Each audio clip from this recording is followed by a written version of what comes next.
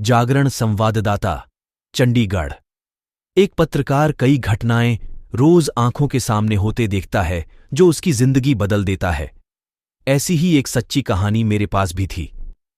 ये कहानी बहुत दुखद थी, शायद इतनी कि लोगों का इंसानियत से विश्वास उठ जाए, मगर हमें सच लिखना होता है, खबर या किताब के जरिए। ऐसे में मैंने भी अपनी किताब में सच को अपने अंदाज में पेश किया है। इसमें एक ऐसे इंसान की लड़ाई को दर्शाया है जिसके बेटे को अस्पताल ने गलती से HIV खून चढ़ा दिया था। इसके बाद पिता के अस्पताल के खिलाफ संघर्ष और अनेकों लालच देने के बावजूद भी लड़ते रहने की ताकत को दिखाया है। पत्रकार और लेखक अंशु सेठ कुछ इसी अंदाज में अपनी पहली किताब द अनडाइंग फ्लेम पर बात करती हैं। बुधवार को वह प्रेस क्लब 27 में किताब के विमोचन के लिए पहुंची।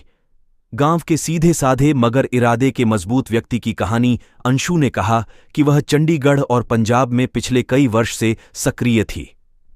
इस दौरान लुधियाना में एक व्यक्ति से उनकी मुलाकात हुई। वह व्यक्ति अपने बेटे को HIV संक्रमित खून चढ़ाए जाने की वजह से परेशान था।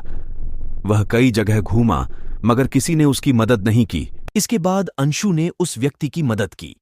इसके बाद आरोपित डॉक्टर के खिलाफ FIR भी दर्ज हुई।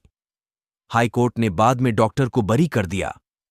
अंशु ने कहा कि मुझे इस घटना ने काफी तो DDH कर रखा दिया था। उस व्यक्ति के साथ मैंने काफी कोशिश की कि उस डॉक्टर को सजा मिले, लेकिन कई तरह के दबाव और सबूतों के अभाव में डॉक्टर को सजा नहीं हुई। यह केस तो बंद हो गया, मगर मेरे जहन में यह घटना रह गई। किताब लिखने के लिए इतना गंभीर विषय पहले नहीं चुना था। अंशु ने कहा कि वर्ष 2017 में उन्होंने एक किताब लिखने की सोची। पहले वह किसी आम विषय पर लिखना चाहती थी, मगर रोज रोज उनके जहन में वही घटना आती रही जिसकी वजह से एक बच्चे की मृत्यु हो गई थी।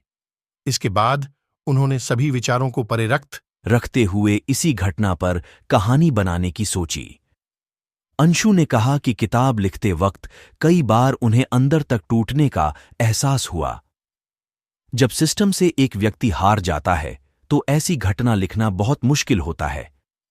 हालांकि किताब में मैंने कुछ ऐसी परिस्थितियां बनाई हैं जिससे यह कहानी कुछ आराम भी देगी। किताब लिखने के दौरान मेरी 1-2 बार उसी व्यक्ति से बात होती रही। मेरी कोशिश इस किताब के जरिए जिंदगी की सच्चाई बताने की है। आगे भी मैं इसी तरह के विषय किताब के जरिए उठाती रहूंगी।